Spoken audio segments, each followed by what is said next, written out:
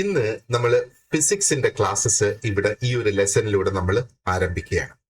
അപ്പോ നമ്മൾ ഇതിന്റെ ഫോർമുലാസിലേക്കും യൂണിറ്റ്സും കാൽക്കുലേഷൻസിലേക്കും ഒക്കെ കടക്കുന്നതിന് മുന്നേ ആദ്യം ഫിസിക്സ് എന്താണ് എന്ന് ക്വിക്ക് ആയിട്ട് നമുക്കൊന്ന് മനസ്സിലാക്കാം.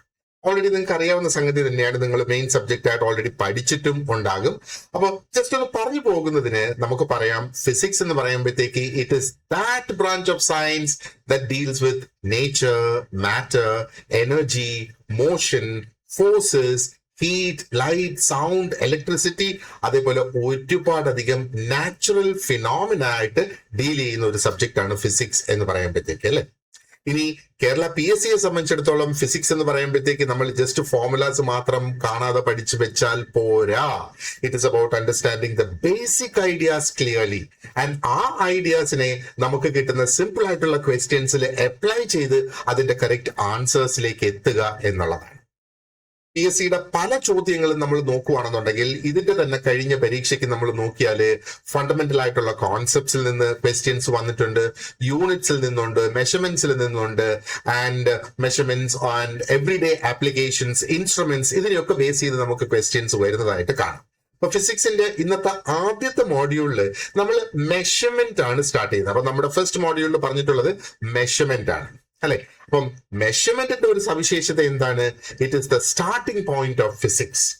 കാരണം ഏതൊരു ഫിസിക്കൽ ലോ നോക്കിയിരുന്നാലും it depends on quantities that can be measured. അപ്പൊ മെഷർമെന്റ് വളരെയധികം ഇമ്പോർട്ടന്റ് ആയിട്ടുള്ള ഒരു കോൺസെപ്റ്റ് തന്നെയാണ് ഫിസിക്സിനെ സംബന്ധിച്ചിടത്തോളം, അല്ലേ? അപ്പൊ നമ്മള് ലെങ്ത് ആയിരുന്നാലും മാസ് ആയിരുന്നാലും ടൈം, ഫോഴ്സ്, എനർജി, ടെമ്പറേച്ചർ എന്തൊക്കെ തന്നെ മെഷർ ചെയ്തിരുന്നാലും അതുകൊണ്ട് നമ്മൾ ഇൻ എഫക്ട് ചെയ്യുന്ന എന്താണ്? We are giving scientific meaning to what we observe.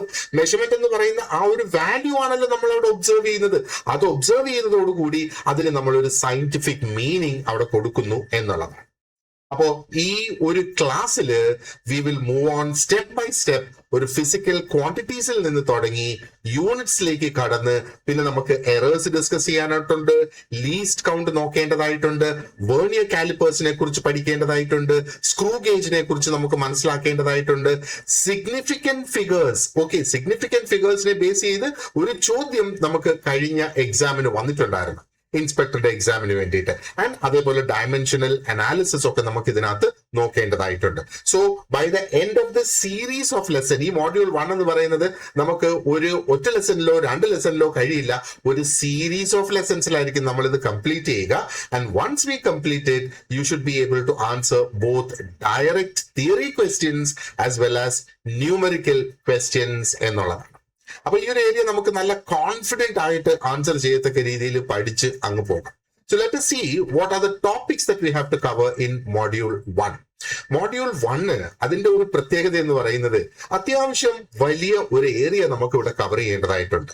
എന്നാൽ 2 മാർക്കിന്റെ ചോദ്യങ്ങൾ മാത്രമാണ് ഈ ഒരു ഫസ്റ്റ് മോഡ്യൂളിൽ നിന്ന് നമുക്ക് വരിക. Okay, so if you actually see, മൊത്തത്തില് 23 കോൺസെപ്റ്റ്സ് ആണ് നമുക്ക് മെഷർമെന്റിൽ പഠിക്കാനായിട്ടുള്ളത്. ആൻഡ് അതില് ഈ സിഗ്നിഫിക്കന്റ് ഫിഗേഴ്സിനെ ബേസ് ചെയ്താണ് നമുക്ക് കഴിഞ്ഞ വർഷം ഒരു ചോദ്യം ഉണ്ടായിരുന്നത്. ഓക്കെ, സോ എന്തൊക്കെയാണ് ക്വിക്ക് ആയിട്ട് നമ്മളൊന്ന് നോക്കുകയാണെങ്കിൽ ഇതിനകത്ത് പറഞ്ഞിരിക്കുന്ന ടോപ്പിക്സ് എന്തൊക്കെയാണ്? Physical quantities, units, SI and CGS systems, dimensional analysis, measurement of quantities, accuracy, precision, errors, അതേപോലെ absolute errors, systematic errors, random errors, relative errors, percentage errors, estimating and reporting of errors, error bars, graphical representation, errors with reading scale, screw gauge, vernier calipers, common balance, least count of measuring instruments and significant figures. ഇത്രയാണ് നമുക്ക് basically ഇതിനകത്ത് cover ചെയ്യാനുള്ള topic. So unit 1ന്റെ ഒരു വ്യാപ്തി ഇപ്പൊ ഏകദേശം നമുക്ക് മനസ്സിലായല്ലോ. ആൻഡ് നമുക്ക് ഓൾറെഡി അറിയാം 2 മാർക്കിന്റെ ചോദ്യങ്ങൾ മാത്രമാണ് ഇവിടെ വരുന്നത് എന്ന് പറഞ്ഞ് ഈ ഒരു യൂണിറ്റിനെ നമ്മൾ അവഗണിക്കരുത്. കാരണം ഈ 2 മാർക്ക് എന്ന് പറയുന്നത് നമുക്ക് ഒരുപാടധികം റോക്കറ്റ് സയൻസിന്റെ പിന്നാലെ പോകേണ്ട ആവശ്യമില്ല, അല്ലാതെ തന്നെ നമുക്ക് ഇനി വരും. ഈ 2 മാർക്ക്. കാരണം കഴിഞ്ഞ പരീക്ഷയ്ക്ക് ചോദിച്ചിരുന്നത് 4 ഫിഗേഴ്സ് തന്നിട്ട് ഇതിനകത്ത് സിഗ്നിഫിക്കന്റ് ഫിഗർ ഏതാണെന്ന് ഐഡന്റിഫൈ ചെയ്യാനുള്ള ഒരു ചോദ്യമായിരുന്നു എന്നാണ് എന്റെ ഓർമ്മ. And that is pretty easy. കാരണം സിഗ്നിഫിക്കന്റ് ഫിഗേഴ്സിനെ ഗൈഡ് ചെയ്യുന്ന ചില റൂൾസ് ഉണ്ട്. ഈ റൂൾസ് നമുക്ക് അറിയാമെങ്കിൽ വളരെ ഈസി ആയിട്ട് എന്താണ് അതിനകത്ത് ആ ഒരു സിഗ്നിഫിക്കന്റ് ഫിഗർ, അല്ലെങ്കിൽ ഏതാണ് ആ ഒരു ഫിഗർ എന്നുള്ളത് നമുക്ക് മനസ്സിലാക്കാനായിട്ട് സാധിക്കും എന്നുള്ളതാണ്. So now let's move on to the first one, which is physical quantities. അപ്പൊ ഫിസിക്കൽ ക്വാണ്ടിറ്റീസ് എന്ന് പറയുന്നത് എന്താണ്? Measurable quantities in physics. അതാണ് ഫിസിക്കൽ ക്വാണ്ടിറ്റീസ് എന്നുള്ളത് കൊണ്ട് ഉദ്ദേശിക്കുന്നത്. അതിന്റെ കുറച്ച് എക്സാമ്പിൾസും ഞാൻ ഇവിടെ സ്ലൈഡിൽ കൊടുത്തിട്ടുണ്ട് അല്ലെ.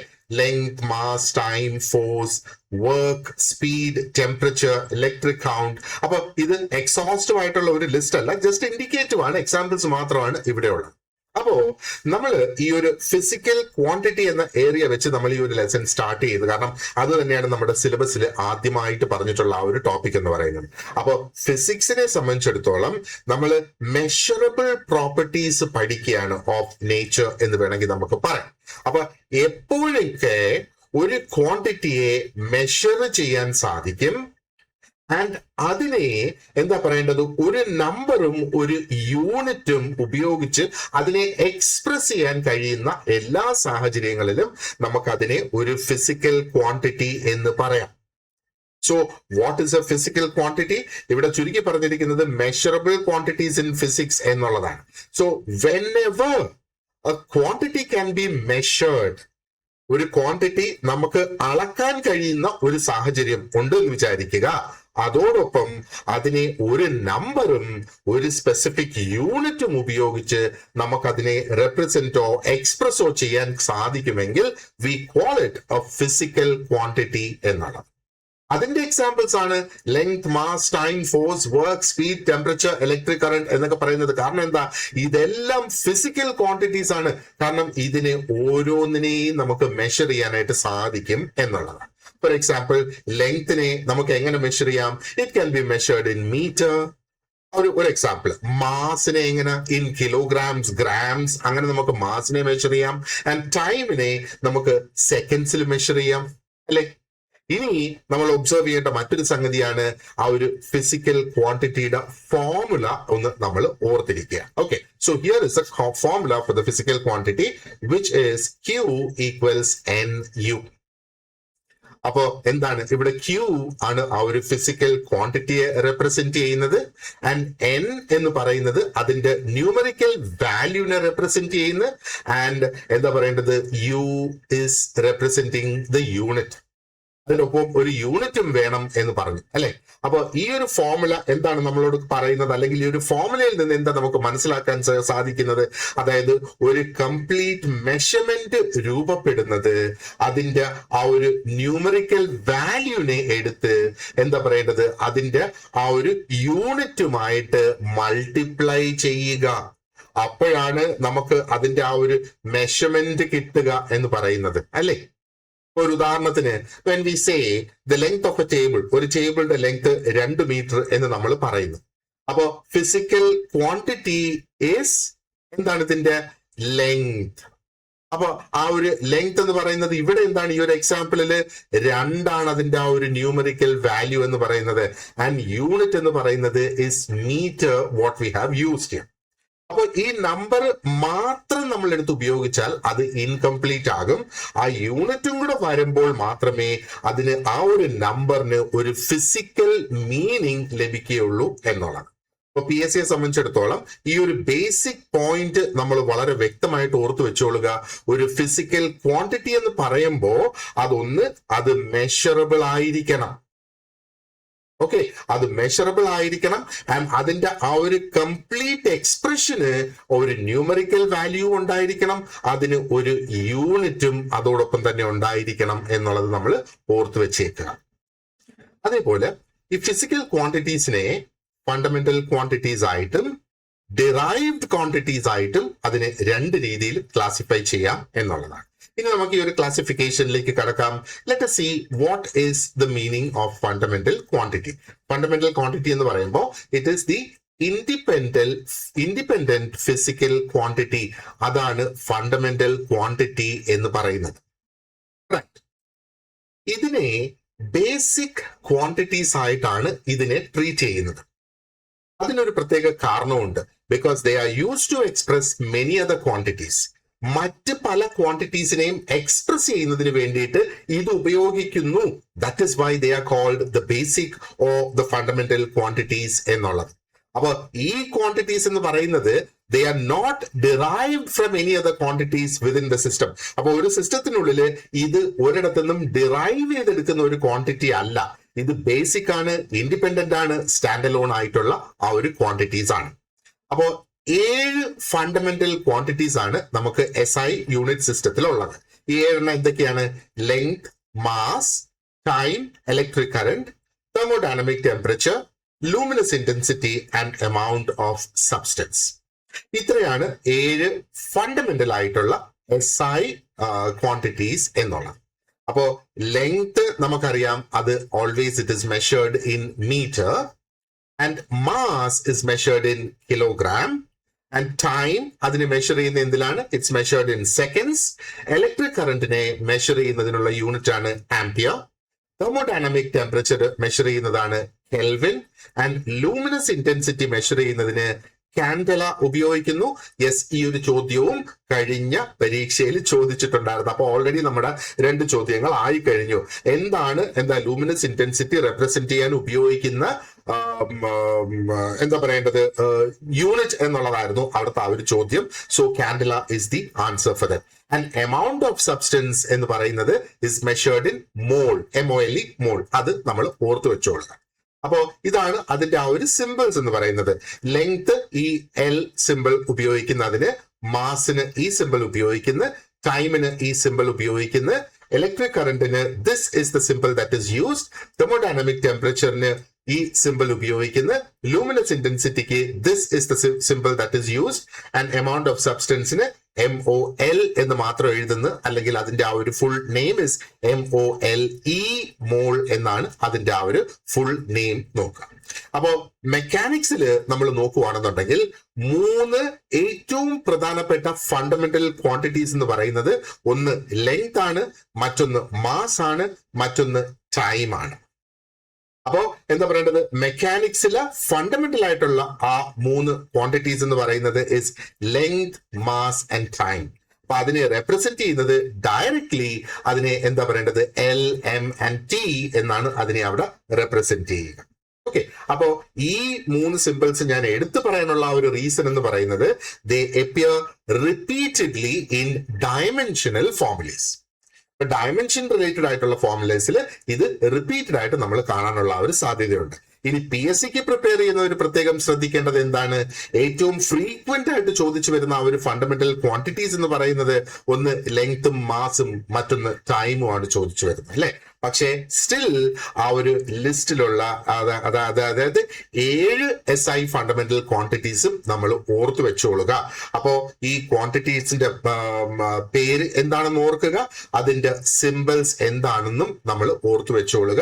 And at the same time അതിനെ റെപ്രസെന്റ് ചെയ്യാനായിട്ട് ഉപയോഗിക്കുന്ന യൂണിറ്റിന് എന്താണ് പേര് പറയുന്നത്, ആ യൂണിറ്റ്സും നമ്മൾ ഓർത്തു വെച്ചേക്കേണ്ടതാണ്. It's all given in your notes.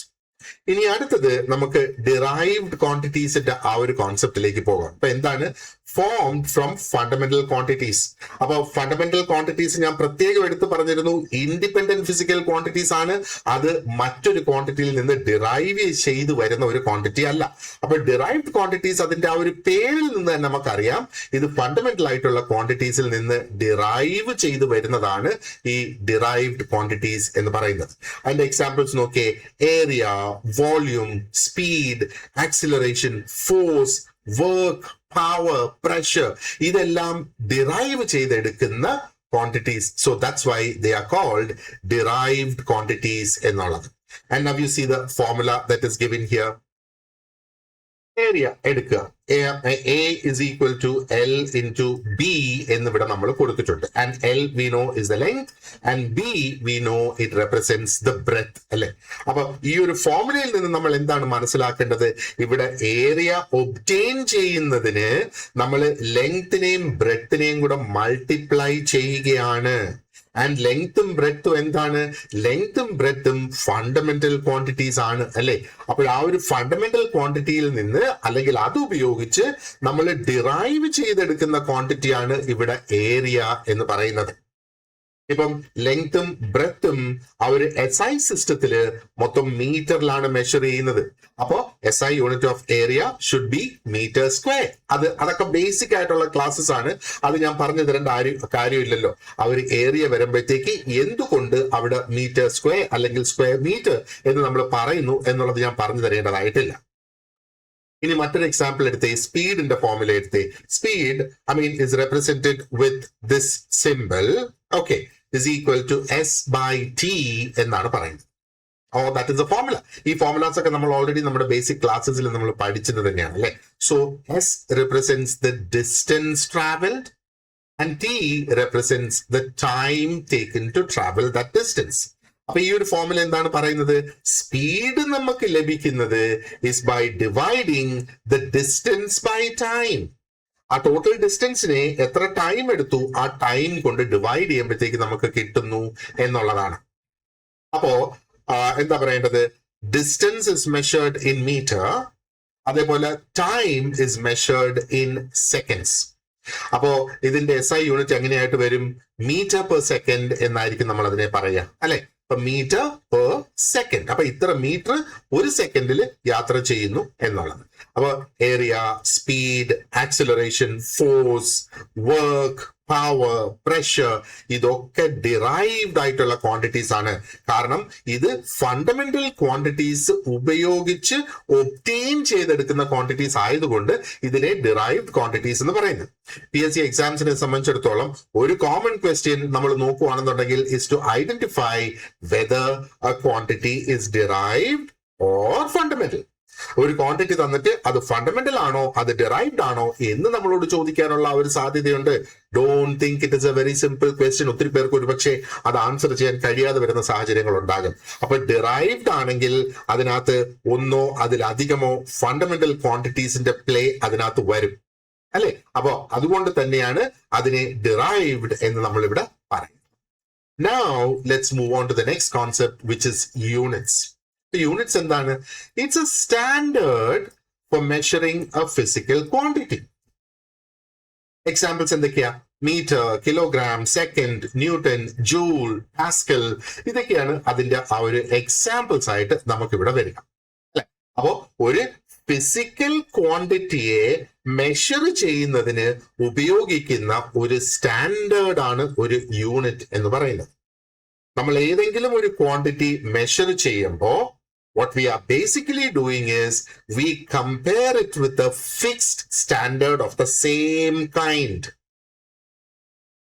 അപ്പൊ എന്തിനും ഒരു ഫിക്സ്ഡ് സ്റ്റാൻഡേർഡ് ഉണ്ട്. ഫോർ എക്സാമ്പിൾ ഒരു മീറ്റർ എന്ന് പറയുന്നത് അത് ഫിക്സ് ചെയ്ത് വെച്ചിരിക്കുന്ന ഒരു സ്റ്റാൻഡേർഡ് ആണ്. ഒരു മീറ്റർ എന്ന് പറഞ്ഞാൽ ഏകദേശം ഇത്രയുണ്ട് എന്ന് നമ്മൾ പറയുന്നത് അല്ലെ. അപ്പൊ ആ ഫിക്സ്ഡ് ആയിട്ടുള്ള സ്റ്റാൻഡേർഡുമായിട്ട് നമ്മൾ എപ്പോഴും കമ്പയർ ചെയ്യുന്നതാണ് ആ ഒരു മെഷർമെന്റ് എന്ന് പറയുന്നത്. തുണിക്കടയിൽ പോയി കഴിഞ്ഞാല് ആ ഒരു കടക്കാരന്റെ ടേബിളിൽ 1 മീറ്റർ മാർക്ക് ചെയ്ത് വെച്ചിട്ടുണ്ട് അല്ലെ. അപ്പൊ നമുക്ക് 5 മീറ്റർ തുണി വേണമെന്ന് പറഞ്ഞു കഴിഞ്ഞാൽ ആ തുണി എടുത്ത പുള്ളി അതിനെ വേഗം അപ്പൊ ദാറ്റ് ഈസ് ദ സ്റ്റാൻഡേർഡ്. അല്ലെങ്കിൽ 1 മീറ്ററിന്റെ ഒരു സ്കെയിൽ കാണും പുള്ളിയുടെ കയ്യിൽ.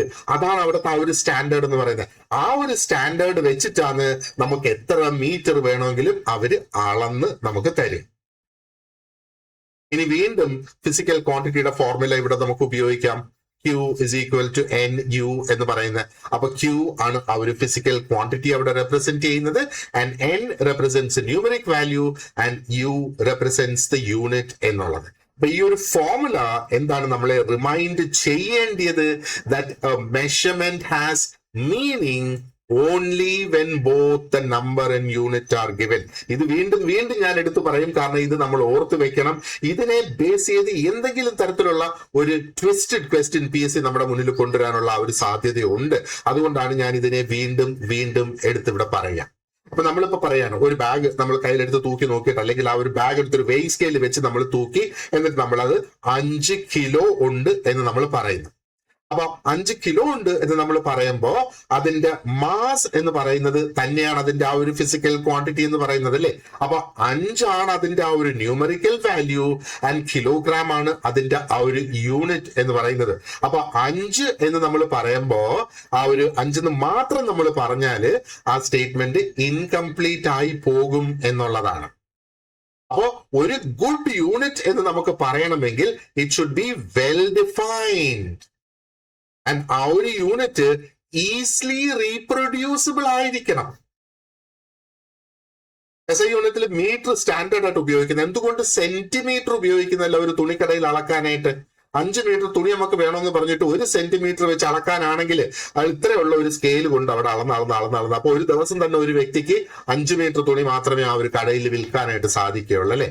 അപ്പോ ഒരു ഗുഡ് യൂണിറ്റ് എന്ന് അതിന്റെ അർത്ഥം സെന്റിമീറ്റർ ഒരു നല്ല യൂണിറ്റ് അല്ല എന്നല്ല ഞാൻ പറഞ്ഞത്, അതിന്റെ ആ ഒരു പ്രാക്ടിക്കാലിറ്റിയാണ് ഞാൻ അവിടെ പറഞ്ഞത്. ഒരു good unit should be well defined, അത് ഈസിലി റീപ്രൊഡ്യൂസിബിൾ ആയിരിക്കണം, ആ ഒരു യൂണിറ്റ് സ്റ്റേബിൾ ആയിരിക്കണം, and it should be suitable in size and internationally accepted ആയിരിക്കണം എന്നുള്ളതാണ്. ഇപ്പൊ നമ്മള് ചിലപ്പം ചില യൂണിറ്റ്സ് നമ്മൾ ഉപയോഗിക്കും, ഒരു ഹാൻഡ് സ്പാൻ, ഒരു ഒരു ഒരു ഒരു ഒരു ഒരു ഒരു കൈയുടെ ആ ഒരു വിസ്തീർണം വെച്ചിട്ട് ഹാൻഡ് സ്പാൻ എന്ന് നമ്മൾ പറഞ്ഞു, അല്ലെങ്കിൽ പറയുന്നു ഓക്കെ ഒരു സ്റ്റെപ്പ് ഒരു യൂണിറ്റ് ആയിട്ട് നമ്മൾ എടുത്ത്, അപ്പൊ അത് സയൻസിന് സൂട്ടബിൾ ആണോ? കാരണം ഈ ഹാൻഡ് സ്പാൻ എന്ന് പറയുമ്പോഴത്തേക്ക് അത് കൈയുടെ നീളം കൂടുകയും കുറയുകയും ചെയ്യുന്നതനുസരിച്ച് ഓരോ വ്യക്തിക്കും ഓരോന്നായിരിക്കും, ഡിഫറെന്റ് ആയിരിക്കും അല്ലെ. It be different from person to person. അപ്പൊ ഒരു യൂണിറ്റ്, ഒരു മീറ്റർ എന്നൊക്കെ നമ്മൾ പറയുന്ന ആ ഒരു യൂണിറ്റ് എന്ന് പറയുമ്പോഴത്തേക്ക് അത് സൂട്ടബിൾ ആയിട്ട് വരുന്നത് കൊണ്ട് എന്തുകൊണ്ടാണ്? അത് പ്രിസൈസ്ലി ഡിഫൈൻഡ് ആണ് ആൻഡ് ലോകത്തെവിടെയും അത് ആക്സെപ്റ്റഡ് ആണ്, അംഗീകരിക്കപ്പെട്ട ഒന്നാണ് എന്ന് നമ്മൾ ഓർക്കുക. ഇനി PSCയെ സംബന്ധിച്ചിടത്തോളം അവർക്ക് വേണമെങ്കിൽ ഇവിടെ ആ ഒരു യൂണിറ്റിനെ ഡിഫൈൻ ചെയ്യാനായിട്ട്, അല്ലെങ്കിൽ ഒരു യൂണിറ്റിന്റെ സൂട്ടബിൾ ഡെഫിനിഷൻ എന്താണ് എന്ന് വേണമെങ്കിൽ നമ്മളോട് ചോദിക്കാം. ഇനി അതും അല്ലെങ്കിൽ what are the qualities of A good unit എന്ന് ചോദിച്ചിട്ട് നമുക്കൊരു 4 ഡിഫറെന്റ് ക്വാളിറ്റീസ് അവിടെ ലിസ്റ്റ് ചെയ്യാം. അതിനകത്ത് നിന്ന് സൂട്ടബിൾ ആയിട്ടുള്ളത് സെലക്ട് ചെയ്യാനായിട്ട് നമ്മളോട് ആവശ്യപ്പെടാനുള്ള അങ്ങനെയുള്ള ചോദ്യങ്ങൾ നമ്മുടെ മുന്നിൽ വരാം.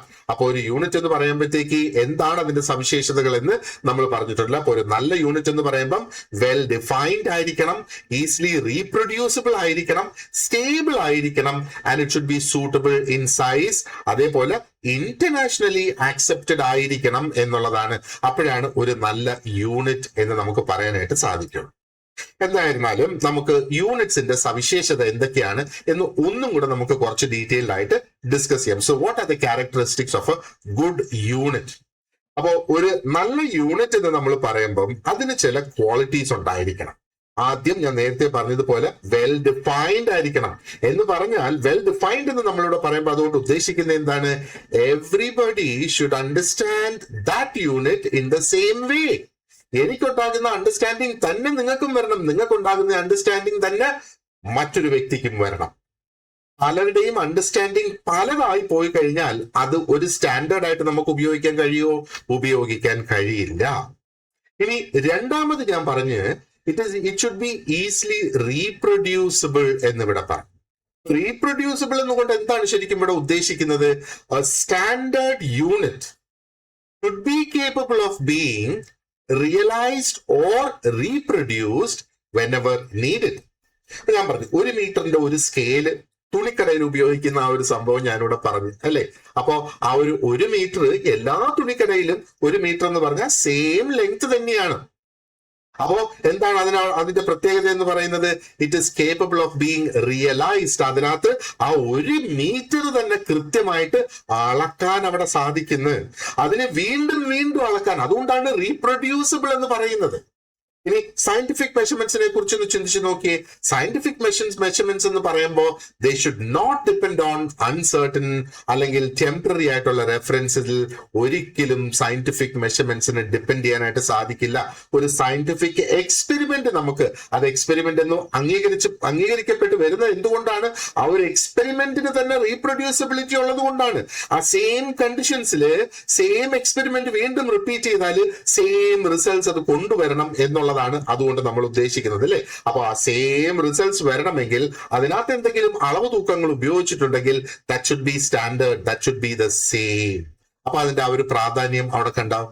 ഇനി മൂന്നാമത് നമ്മൾ പറയുന്നത് ഇറ്റ് ഷുഡ് ബി ഇൻവേരിയബിൾ എന്ന് പറയുന്നു. Unit should be invariable. അതായത് ടെമ്പറേച്ചർ കൂടിയെന്നും പറഞ്ഞ് സ്കെയിലിന്റെ വലിപ്പം കൂടാൻ പാടില്ല, അല്ലേ? അതേപോലെ പ്രഷറിൽ വ്യത്യാസം വന്നു, അല്ലെങ്കിൽ ഒരു ഒരു ഒരു ഒരു പെർട്ടിക്കുലർ സ്ഥലത്ത് അതിന്റെ അളവ് മാറി, അല്ലെങ്കിൽ ഒരു സമയത്ത് അതിന്റെ ആ ഒരു അളവ് മാറി എന്ന് നമുക്ക് പറയാനായിട്ട് കഴിയില്ല. അപ്പൊ അതാണ് ഇൻവേരിയബിൾ. വേരിയേഷൻസ് ഉണ്ടാകാൻ പാടില്ല എന്നുള്ളതാണ് ഈ ഒരു സവിശേഷത കൊണ്ട് ഉദ്ദേശിക്കുന്നത്, അല്ലെ? അപ്പൊ ഒരു വ്യക്തിയുടെ ആ ഒരു സ്റ്റെപ്പ്, ഒരു ചുവടിനെയാണല്ലോ ഒരു സ്റ്റെപ്പ് എന്ന് പറയുന്നത്. അപ്പൊ ചിലപ്പോൾ നമ്മൾ ആ ഒരു ചുവടൊക്കെ വെച്ച് ഒരു ഫുട്ബോൾ ഫീൽഡൊക്കെ അളക്കാറൊക്കെ ഉണ്ട്, അല്ലെ? പെട്ടെന്ന് ഒരു ഗെയിം കളിക്കുന്നതിന് വേണ്ടിയിട്ട് നമ്മൾ കാല് വെച്ച് ഇങ്ങനെ അളന്നളന്നൊക്കെ പോകുന്ന ആ ഒരു സാഹചര്യങ്ങളൊക്കെ കാണാം. പക്ഷെ ആ ഒരു വ്യക്തിയുടെ സ്റ്റെപ്പ് എന്ന് പറയുന്നത് അതിനെ നമുക്ക് ഒരു സ്റ്റാൻഡേർഡ് യൂണിറ്റ് ആയിട്ട് നമുക്ക് കണക്കാക്കാനായിട്ട് സാധിക്കില്ല. കാരണം ഈ ഒരു വ്യക്തിയുടെ സ്റ്റെപ്പിൽ തന്നെ പല സമയത്തും വേരിയേഷൻസ് അവിടെ ഉണ്ടാകാം എന്നുള്ളത്. ഇനി നാലാമതൊന്നെന്ന് പറയുന്നത് unit must be suitable in size എന്ന് ഞാൻ പറഞ്ഞു. അപ്പൊ എന്താണ് സൂട്ടബിൾ ഇൻ സൈസ് എന്ന് പറയുന്നത്? അപ്പൊ യൂണിറ്റ് എന്ന് പറയുമ്പോ it should not be too large. നോക്ക്, നമ്മുടെ 1 മീറ്റർ എന്ന് പറയുന്ന ആ ഒരു സ്റ്റാൻഡേർഡ് യൂണിറ്റ് ഒന്ന് ചിന്തിച്ചു നോക്കി. ഇങ്ങനെ അതിന് 10 മീറ്ററിന്റെ നീളം ഉണ്ടായിരുന്നെങ്കിലോ, ആ ഒരു സ്റ്റാൻഡേർഡ് നമ്മൾ ആദ്യം ഉണ്ടാക്കിയ സമയത്ത് 1 മീറ്റർ എന്ന് പറഞ്ഞാല് നമ്മൾ ഒരു കൈ ഇങ്ങനെ നീട്ടി വെച്ചാലുണ്ടല്ലോ, ഏകദേശം ഇവിടം വരെ നമ്മൾ അളന്ന അടുപ്പിച്ച് 1 മീറ്റർ ഒക്കെ നമുക്ക് കിട്ടും. പിന്നെ കൈയുടെ നീളം അനുസരിച്ച് കൂടിയും കുറഞ്ഞും വരാം. അപ്പോ ഈ 10 മീറ്റർ നീളത്തിനെ ആയിരുന്നു നമ്മൾ 1 മീറ്റർ എന്ന് വിളിക്കുന്നതെങ്കിലും ഒന്ന് ആലോചിച്ച് നോക്കിയേ. കുട്ടികള് 1 മീറ്ററിന്റെ സ്കെയില് എഞ്ചിനീയറിംഗ് കോളേജിൽ പഠിക്കാൻ കൊണ്ടുപോകുമ്പോൾ അതിന് 10 മീറ്ററിന്റെ നീളം ഉണ്ടാകും. അപ്പൊ അത് നമ്മൾ ബസ്സിലാണ് യാത്ര ചെയ്യുന്നതെങ്കിൽ ബസ്സിന്റെ മുകളിൽ വെച്ച് കെട്ടിക്കൊണ്ട് പോകേണ്ടി വരും, അല്ലേ?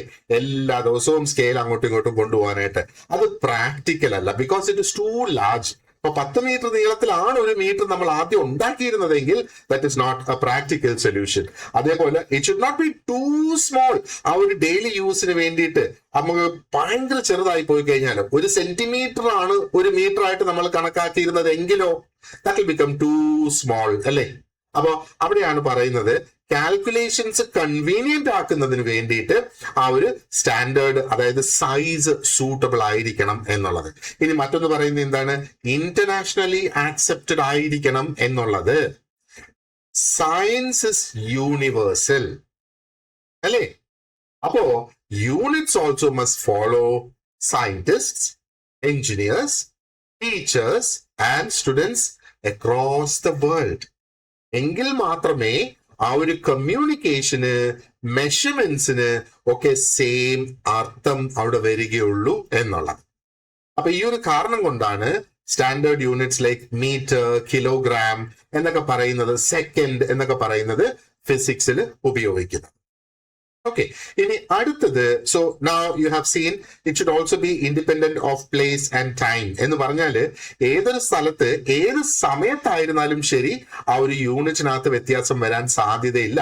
Actually this goes hand in hand with the third one, invariable എന്ന് പറയുമ്പോൾ ഏകദേശം അതിലേക്ക് തന്നെ അത് വരുന്നു. പക്ഷെ നമ്മൾ ഇതിനെല്ലാം സ്പ്ലിറ്റ് ചെയ്ത് മനസ്സിലാക്കിയിരിക്കുക. ഇത് PSCക്ക് വേണമെങ്കിൽ ഒരു നോട്ട് ക്വസ്റ്റ്യൻ എടുത്ത് ഇവിടെ ഇടാം, NOT നോട്ട് ക്വസ്റ്റ്യൻ. അതായത് നമുക്ക് 4 സവിശേഷതകൾ എഴുതി തന്നിട്ട് അവർ ചോദിക്കും, ഈ താഴെ പറഞ്ഞിരിക്കുന്നതിൽ ഏതാണ് ഒരു നല്ല ഒരു യൂണിറ്റിന്റെ ഒരു സവിശേഷത അല്ലാത്തത്, അല്ലെങ്കിൽ ഒരു യൂണിറ്റിന്റെ സവിശേഷത അല്ലാത്തത് എന്ന് നമ്മളോട് ചോദിക്കും.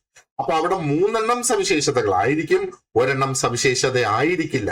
അപ്പൊ ഇതേ വാക്കുകൾ ഉപയോഗിച്ചാകണമെന്നില്ല അവര് അവിടെ അത് എഴുതി നമുക്ക് തരുന്നത്.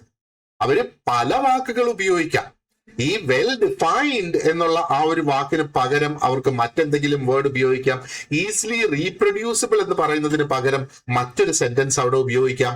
ഇൻവേരിയബിൾ എന്ന് പറയുന്നതിന് പകരം. അപ്പോ ഇവിടെ ഈ അർത്ഥം അവിടെ വരുന്നുണ്ടോ എന്നാണ് നമ്മൾ പ്രത്യേകമായിട്ടും ഇതിനകത്ത് നോക്കേണ്ടത്. ഓക്കെ, ഇനി അടുത്തത് നമുക്ക് നോക്കാനുള്ളത് സിസ്റ്റംസ് ഓഫ് യൂണിറ്റ്സ് ആണ്. We will discuss that in the next part of the lesson. So thank you very much for watching this lesson and I will see you in the next class. അപ്പോൾ ഇത്രയും നമ്മൾ discuss ചെയ്ത അത്രയും points ആയിരിക്കും ഈ ഒരു ലെസണിനോടൊപ്പം നിങ്ങൾക്ക് notes ആയിട്ട് ലഭിക്കുക. ആൻഡ് നമ്മൾ ഈ കവർ ചെയ്ത അത്രയും ഏരിയയ്ക്ക് മാത്രമായിട്ടുള്ള ചോദ്യങ്ങളായിരിക്കും ഇതോടൊപ്പം നിങ്ങൾക്ക് ലഭിക്കുന്നത്. അപ്പൊ ഈ വീഡിയോ കാണുക, നോട്ട്സ് വായിക്കുക ആൻഡ് ആ ക്വസ്റ്റ്യൻസ് ആദ്യം ആൻസർ ചെയ്യാനായിട്ട് ശ്രമിക്കുക. അതിന്റെ ആൻസർ കീ ഏറ്റവും ഒടുവിൽ സെപ്പറേറ്റ് ആയിട്ടാണ് ഞാൻ കൊടുത്തിട്ടുള്ളത്. അപ്പൊ ഇത് ആൻസർ ചെയ്യുമ്പോൾ ഇപ്പൊ അവിടെ 25 ചോദ്യങ്ങളുണ്ട് അല്ലെ 20 ചോദ്യങ്ങളുണ്ടെങ്കിൽ നമുക്ക് അതിനകത്ത് 10ൽ കൂടുതൽ ഒരു 15 എണ്ണമൊക്കെ നമുക്ക് ശരി കിട്ടണം. 15 എണ്ണം നമുക്ക് കറക്റ്റ് ആയിട്ട് കിട്ടിയില്ല എങ്കിൽ അതിന്റെ അർത്ഥം ഈ ലെസൺ ഒരുപക്ഷെ നോട്ട്സ് ഒന്നും കൂടെ വായിക്കേണ്ടതായിട്ടുണ്ട്, അല്ലെങ്കിൽ ലെസൺ തന്നെ ഒരുപക്ഷെ ഒന്നും കൂടെ കേൾക്കേണ്ടതായിട്ട് വരും. അപ്പൊ തുടക്കത്തിലേ നമ്മൾ ഇതേപോലെ അങ്ങ് ക്ലിയർ ചെയ്ത് പോവുകയാണെങ്കിൽ റിവിഷന് സ്പെൻഡ് ചെയ്യുന്ന ഒത്തിരി അധികം സമയം നമുക്ക് കുറയ്ക്കാം. ആ സമയം ഉപയോഗിച്ച് നമുക്ക് കുറെ കൂടെ കൂടുതൽ ക്വസ്റ്റ്യൻസ് വർക്ക്ഔട്ട് ചെയ്യാൻ കഴിയുന്നതാണ്. Okay, so once again, thank you very much and you have an excellent day ahead.